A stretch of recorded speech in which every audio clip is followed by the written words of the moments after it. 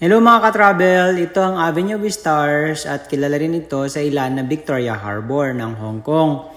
Ito ang dinadayo ng mga turista na nag-aantay ng sunset at nagre-relax sa tourist spot na ito.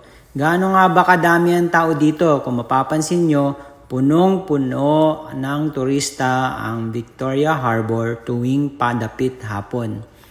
Dahil siguro magandang mag-picture yung pa-sunset na. Kaya kung pupunta po kayo dito, magbaon ng konting pasensya at magbaon ng pagkain at tubig.